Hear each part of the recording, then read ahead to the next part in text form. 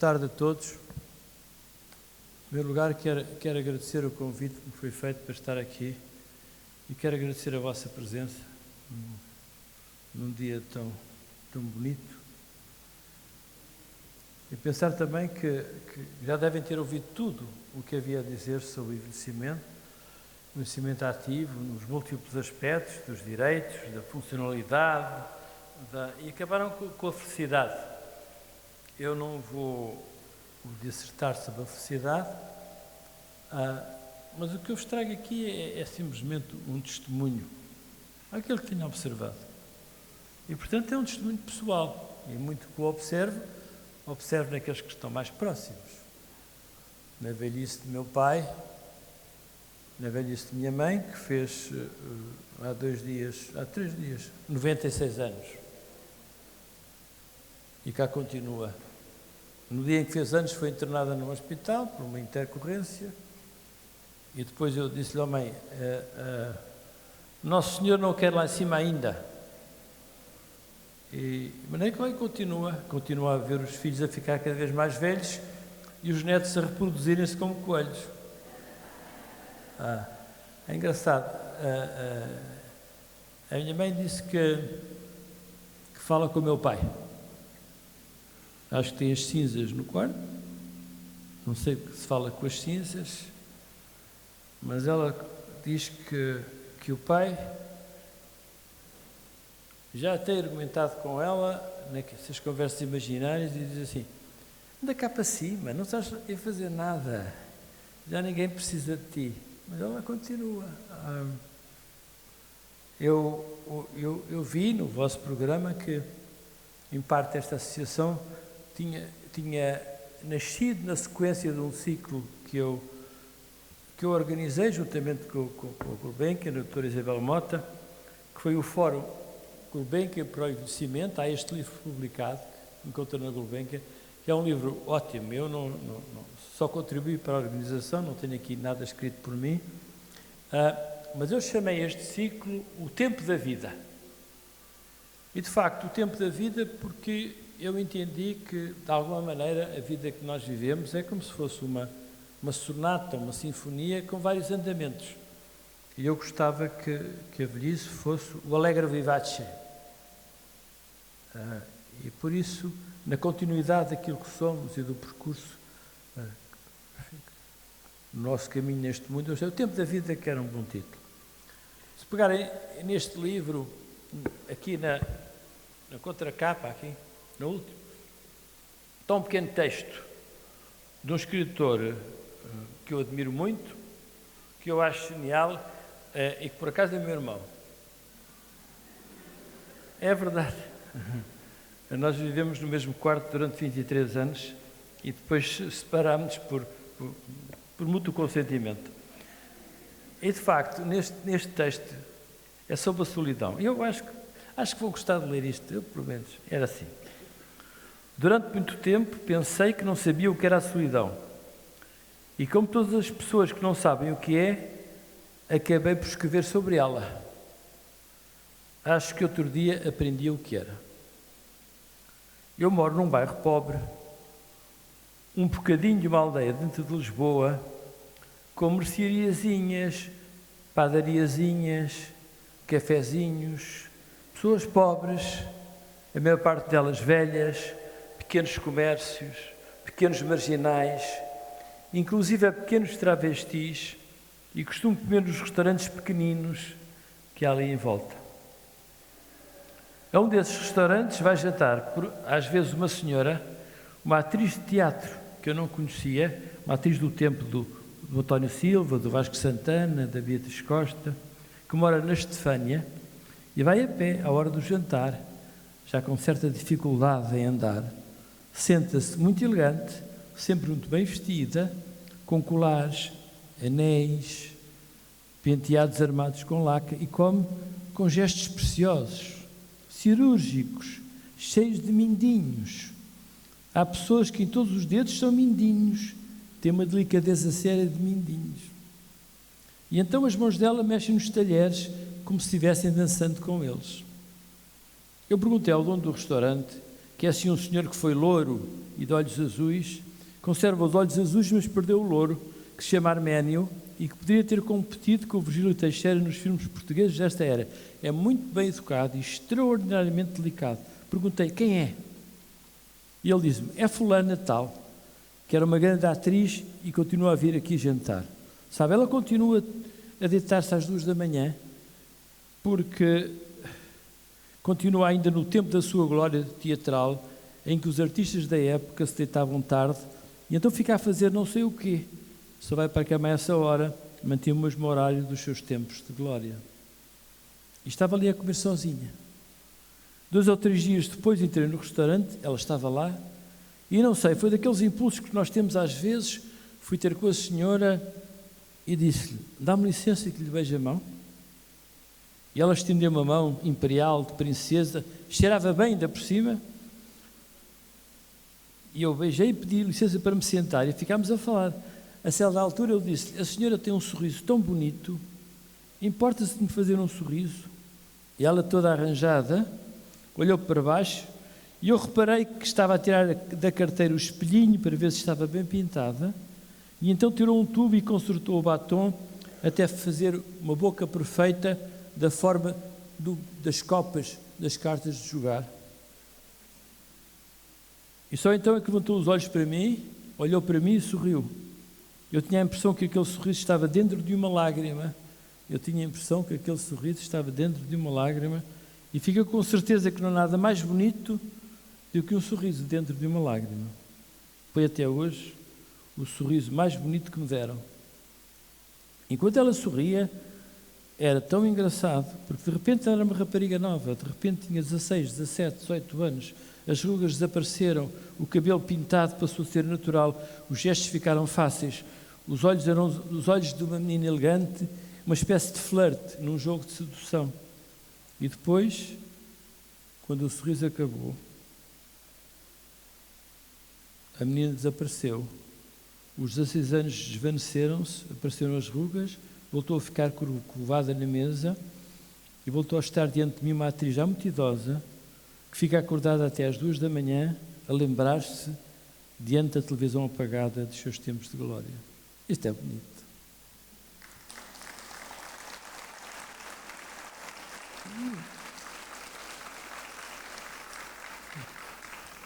É claro que eu próprio só tomei consciência do tempo quando um dia, numa curva da vida, eu percebi que o tempo me tinha ultrapassado.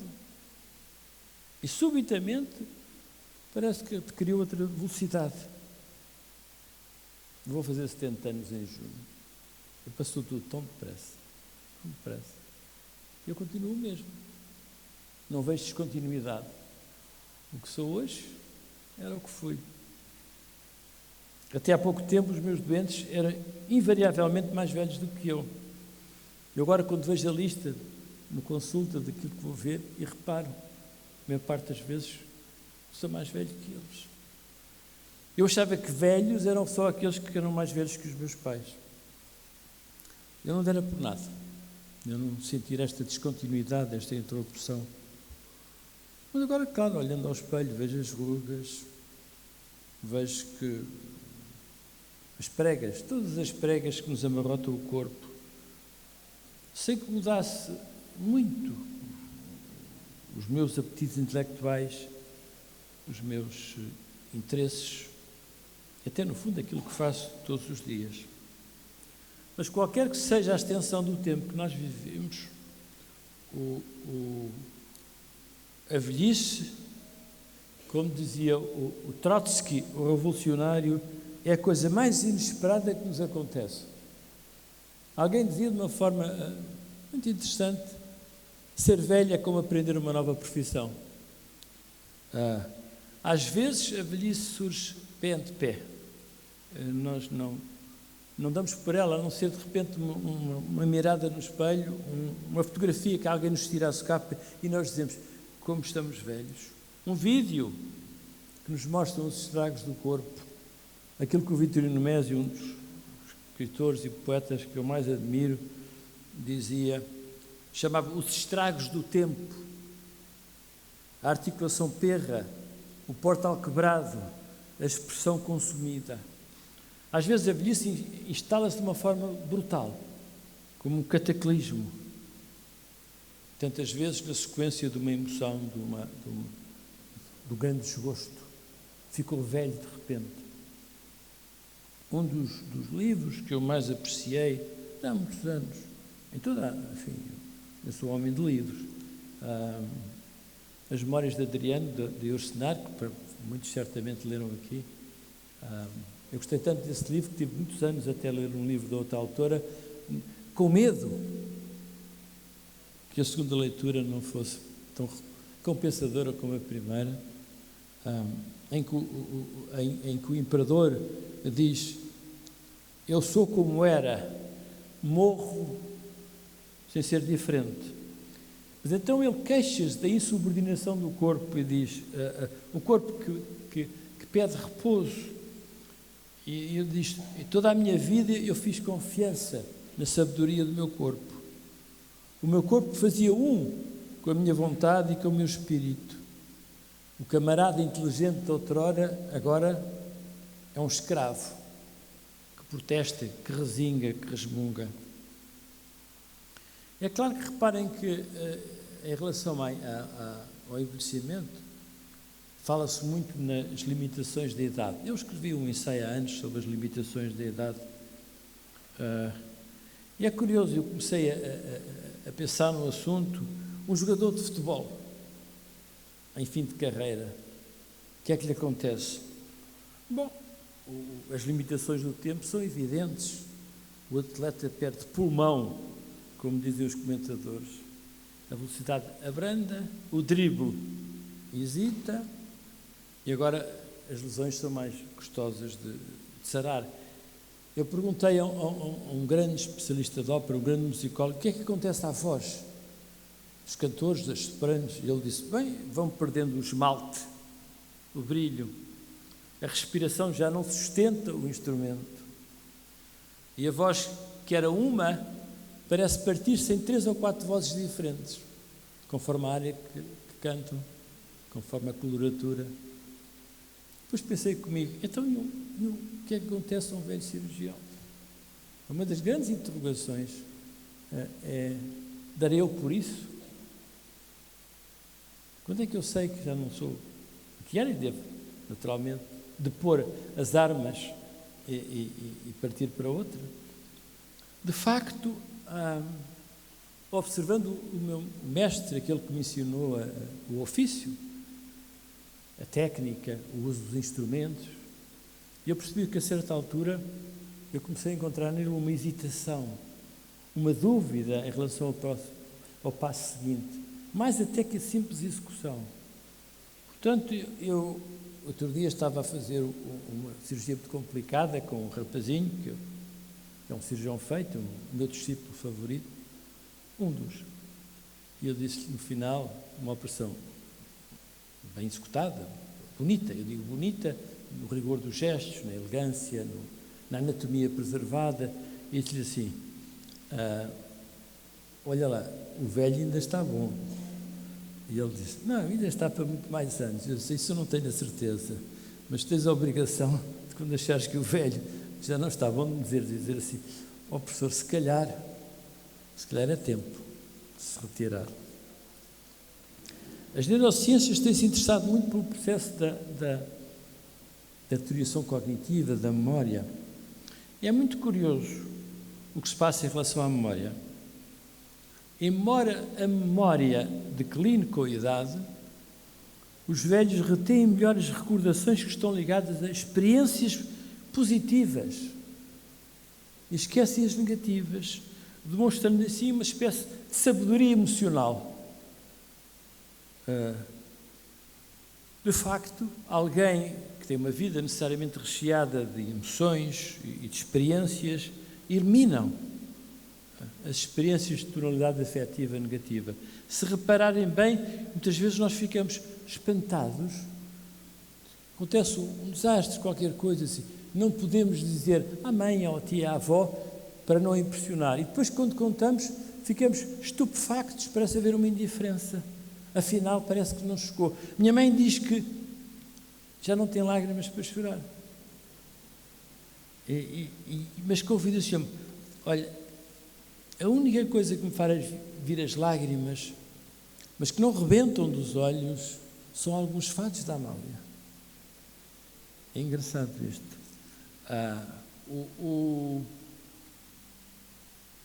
E observando esta recordação, a gente percebe que a natureza nos dotou com um mecanismo de proteção e de defesa que é notável. Eu escrevi um longo ensaio sobre a velhice do meu pai.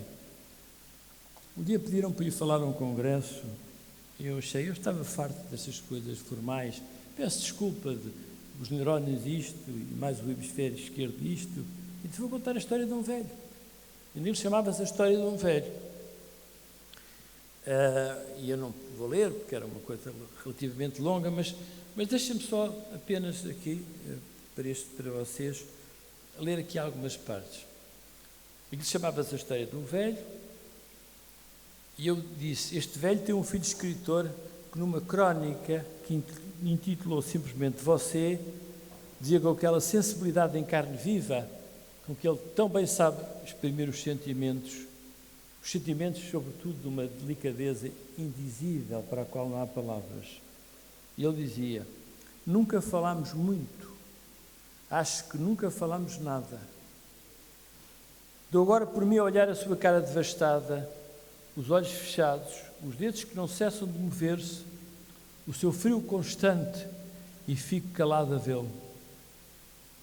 Este filho e os outros filhos realizaram estupefactos que aos 87 anos o pai fora acometido de uma doença súbita, inesperada, incurável, que o transformara num ser diferente daquele que nós tínhamos conhecido toda a vida, a doença da velhice. A ele se aplicava com uma luva a expressão tão bela do poeta Éluard, le dur désir de durer, ou seja, o duro desejo de durar. Mas agora ele parecia ter desistido. É certo, uns anos antes, lhe acontecera a primeira ameaça de mortalidade, quando suspeitou que ele tinha um cancro na bexiga, e quando lhe foi dito, ele disse, não esperava morrer de uma doença tão inestética. Afinal não era, era apenas um tumor da próstata, que a bexiga queria fazer força para ultrapassar o obstáculo e tornou-se muito hipertrófica, parecia que tinha um cancro. Mais uma vez a imagem enganou. Mas quando soube a notícia do cancro provável, o filho, que era eu, que servia para estas funções, disse que ele tinha que ser operado. Ele percebeu que o que se anunciava não era muito animador, era talvez o primeiro passo que ia terminar, enfim, depois de uma caminhada de longo sofrimento, como alguns tumores desta natureza inevitavelmente causam. Mas eu não lhe menti. Alguém disse que os médicos mentiriam menos se os homens não tivessem tanto medo de sofrer. E eu percebi, como filho, que ele, apesar de tudo, daquela arrogância, daquela vaidade toda a vida, de coragem de enfrentar, tinha medo. E eu, porque eu tinha alguma autoridade aos olhos do pai nesta matéria, eu disse-lhe, não vou deixar que sofra. Ouviu? Não vou deixar que sofra. E ele percebeu, guardou aquilo. E foi fundamental. É que nenhum de nós estava preparado que ele entrasse resignado naquela noite escura. Ele, na premonição da morte, tinha preparado um dossiê para cada um dos filhos, nós somos 6 rapazes, uma espécie de testamento personalizado, e sabe-se lá o que é que continha. A mim entregou-me um envelope que eu não abri. Eu decidi que não ia abrir porque entre nós estava tudo dito. Era uma relação muito complicada. Eu não queria que ele tivesse a última palavra. Mas, de facto, o mito do canto do cisne já está em Platão. Platão dizia, porque os cisnes, quando percebem que vão morrer, tendo cantado toda a vida, cantam com mais vigor que nunca. E o Confúcio, um pássaro está a morrer, o seu canto é triste. Quando o homem está a morrer, as suas palavras são verdadeiras. O bandido Pancho Villa, um mexicano, implorava na hora da morte a um jornalista: não me deixe acabar assim, conte-lhes que eu disse alguma coisa. O Oscar Wilde, o escritor, humorista, morreu exilado num hotel de Paris, num quarto forrado de um papel ridículo, e as últimas palavras ao próximo disso foi: este papel de parede está a matar-me, ou vai ele ou vou eu. Daquela experiência da morte anunciada, o pai saiu remoçado, ressuscitou outra vez. E então, o exercício favorito dele é escrever nos fósforos, naquelas carteirinhas de fósforos, datas. 6 datas, 10 datas. Nós achávamos aquilo um exercício completamente idiota, mas as datas eram datas de acontecimentos. Era a Batalha de Waterloo, era o nascimento de Beethoven, era isto e era aquilo, e então ele ia mudando e a cabeça continuava sempre a funcionar. O Cícero tem um ensaio muito importante sobre a velhice, em que uma das coisas que ele diz é: a memória enfraquece, assim creio, se não exercitarem. E de facto, meu pai vivera sempre da palavra exata, da linguagem correta. O companheiro ideal era sempre um dicionário, e corrigia tudo o que nós escrevíamos, imaginava erros. Um dos filhos dizia que o único texto que ele ainda não corrigira era a Bíblia Sagrada, mas que nem a lista dos telefones já lhe tinha escapado. Era um homem de uma grande cultura, e uma das coisas que sempre, em relação a ele, mas em relação a outras pessoas, eu não acredito no cérebro artificial prostético que substitui este que tem, mas às vezes penso, não haveria maneira de retirar a sabedoria de homens como ele e muitos outros, alguns mestres que eu tive, e guardá-las, arquivá-las. Aquele novelo proteico em que tudo isto está contido, será que nós podemos tirar o fio e dobar de tal maneira que pudéssemos partilhar? De facto, aquilo era um sótão, seria depois esvaziado, inútil, poeirento. Entretanto, a idade foi-lhe transformando o afeto. Eu reparei